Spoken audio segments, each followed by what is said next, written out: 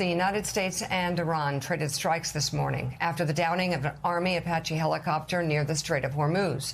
Iran did not take responsibility for that action, but President Trump blamed the country for the downing, writing on social media, "The United States must, of necessity, respond to this attack." The president added the two pilots involved were safe and uninjured. CENTCOM says it responded by striking Iranian air defenses, ground control stations, and surveillance radar sites near the Strait of Hormuz. The Wall Street Journal, meanwhile, cites U.S. officials who say President Trump hadn't been convinced of the need to retaliate against Iran earlier yesterday, with the president telling the paper in a phone call it wasn't a big deal. Wait, let's just stop right there. Willie, let's just stop right there. This is the same president of the United States who last week was saying, Iran's moving on nukes, when they were actually repeating the same thing that they've been saying for 50 years. And so now yesterday, mid-afternoon, this is just absolutely fascinating and frightening how desperate he is to get out of this war. Yesterday afternoon, he was saying it wasn't a big deal that the Islamic Republic of Iran shot down Apache helicopters.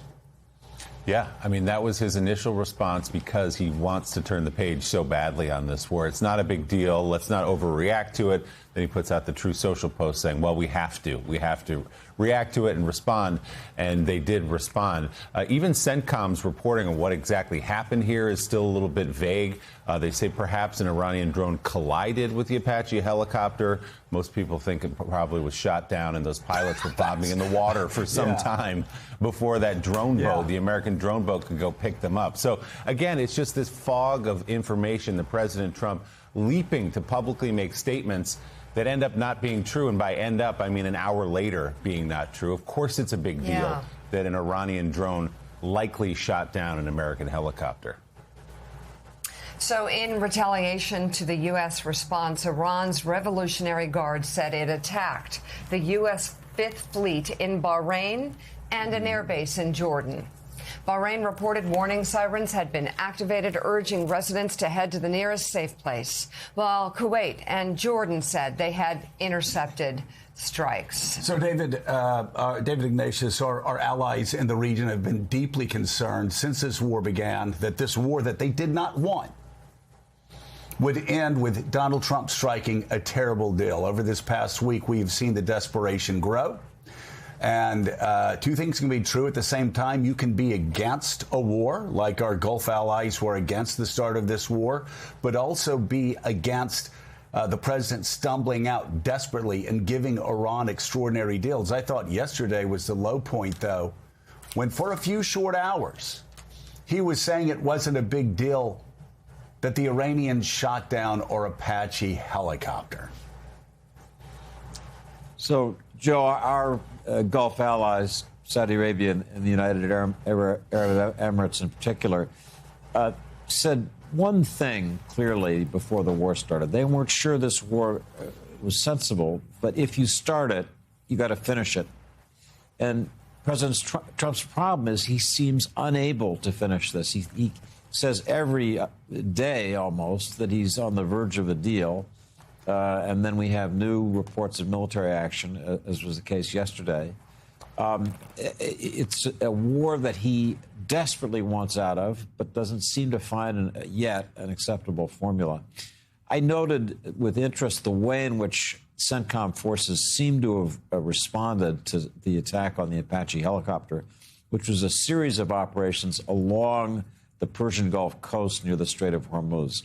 And I can't help but think that they're beginning to shape what might be a possible series of deeper attacks if Iran doesn't finally come through with a deal that Trump wants. They're running out of options. They need to open the Strait of Hormuz. They've tried to do it through diplomacy, and that keeps failing.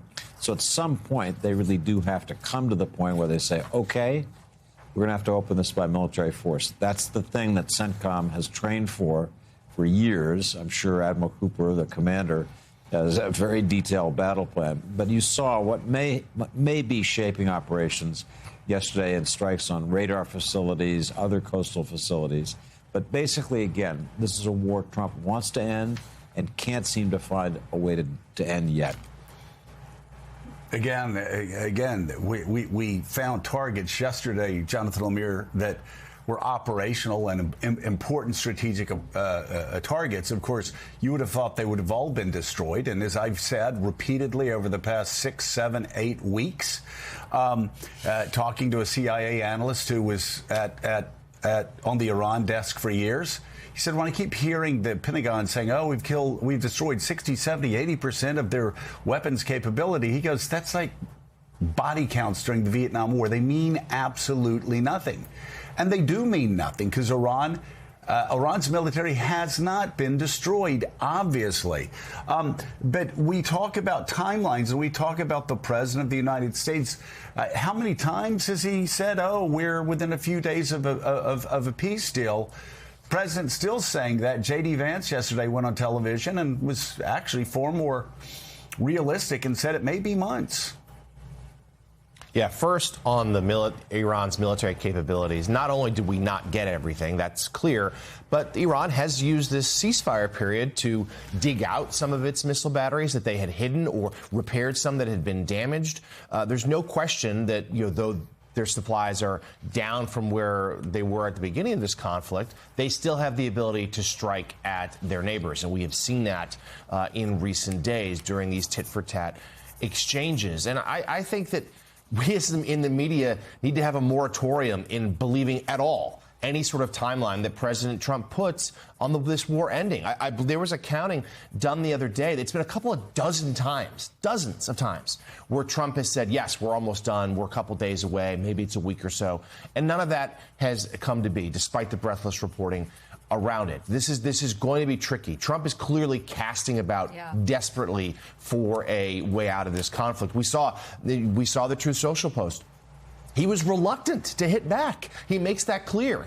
He sort of had to be convinced into doing so, and he did, and it had to be done. What if Barack Obama had been reluctant to hit? What if Barack Obama? What if Joe Biden? What if Jimmy Carter? What if Bill Clinton? Go down the list of Democratic presidents or Republican presidents. What would Donald Trump say of a Republican or a Democratic president that preceded him that saw the Islamic Republic of Iran shoot down an Apache helicopter over the strait, and then the U.S. president was saying, not a big deal.